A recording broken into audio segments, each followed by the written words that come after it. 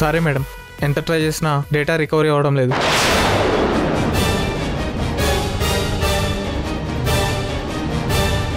Please, ఎంత ఖర్చైనా పర్లేదు, data recover అయ్యేలా చేయండి. It's prestigious issue to me. No madam, మళ్ళీ హార్డ్ డిస్క్ అయినా దొరకాలి, లేదంటే 6 నెలలు కష్టపడి మీరు వర్క్ చేయాల్సి ఉంటుంది. వేరే ఆప్షన్ లేదు.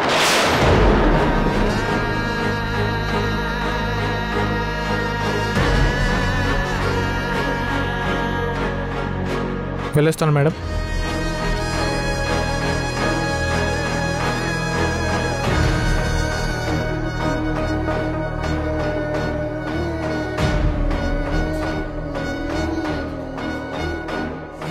ఏ ఆగు, ఎవరు నువ్వు?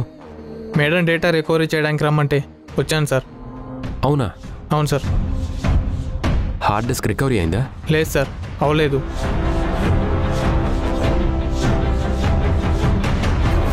వెళ్ళు.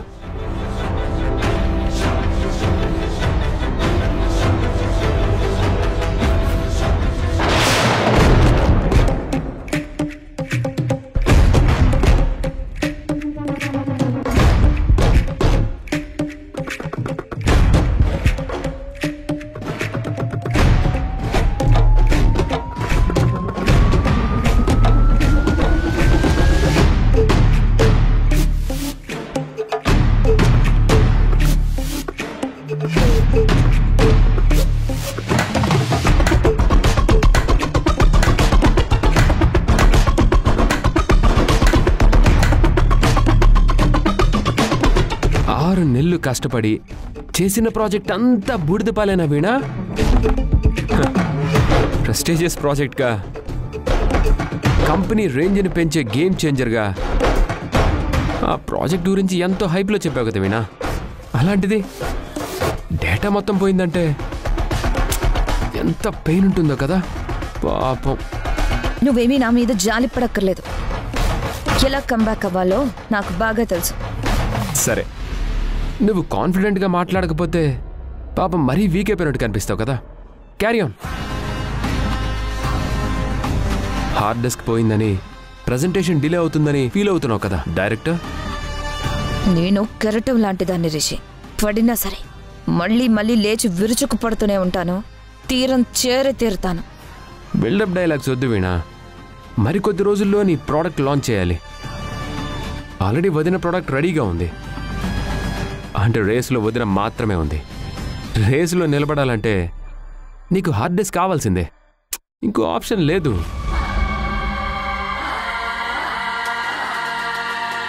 నీ అనుమానం కరెక్టే వీణా. మేమే ప్లాన్డ్గా నీ హార్డ్ డిస్క్ కొట్టేశాం. ఎస్, మా పరువు నీ చేతుల్లో ఉన్నప్పుడు నీ పరువు కూడా మా చేతుల్లో ఉండాలి కదా. అందుకే పెన్ డ్రైవ్ కోసం వచ్చి అది దొరక్కపోతే హార్డ్ డిస్క్ లేపుకొచ్చాం.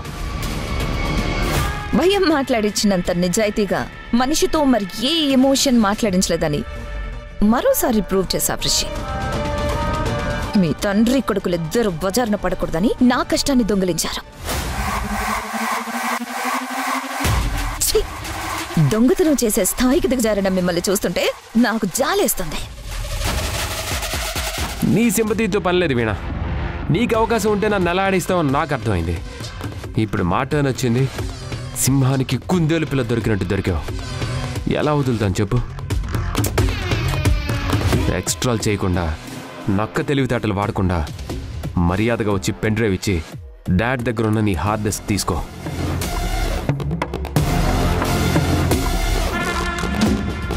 రావటం ఆలస్యం అయితే హార్డ్ డిస్క్ ముక్కలు ముక్కలైపోతుంది.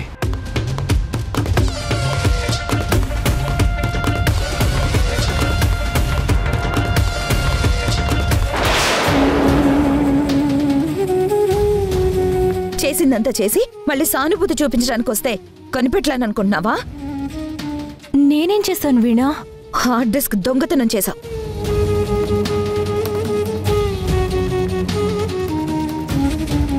దొంగని దొంగ అనకుండా ఏ పేరుతో పిలవాలో నువ్వే చెప్పు, నేర్చుకుంటా.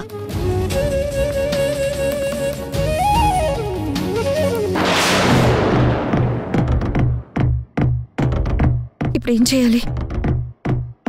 పంతానికి పోవాలా? పరువు కాపాడుకోవాలా?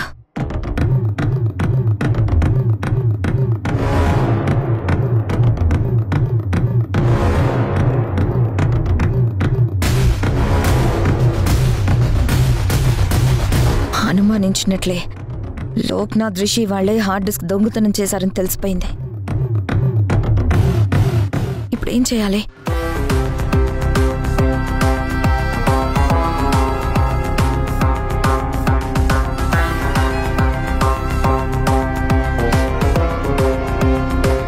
పెన్ డ్రైవ్ ఇచ్చేయాలా? ఒకవేళ ఇస్తే నేను చేసిన కొత్త ప్రోడక్ట్ ఛాలెంజ్ ఏం అవ్వాలి?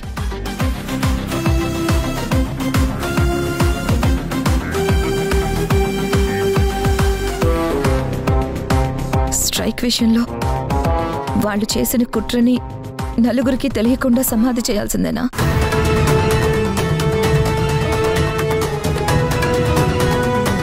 వాళ్ల మీద ప్రతీకారం తీర్చుకోవాలని జీవితాన్ని పనంగా పెట్టి ఇంట్లోకొచ్చిన నేను బిజినెస్లో నా మాట నెగ్గడం కోసం సాక్ష్యాలున్నా వాళ్ళని వదిలేయాల్సిందేనా? ఆయుధం ఉన్నా యుద్ధం వదిలిపెట్టాల్సిందేనా?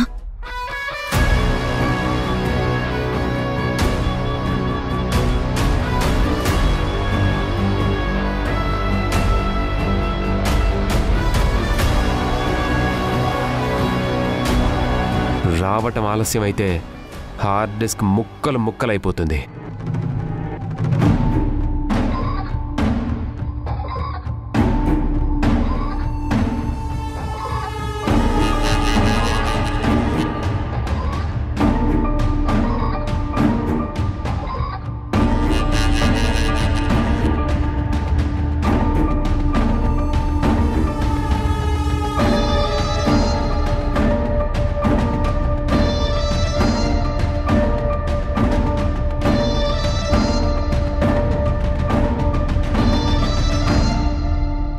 వేద నిజాయితీగానే నా బాధను చూసి నేను ఓడిపోకూడదని తన ప్రాజెక్ట్లో భాగం అవ్వమని ఆఫర్ చేసింది.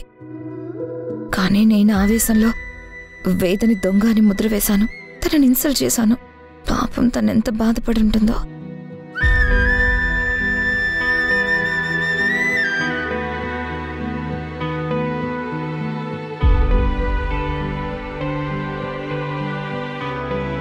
వేద,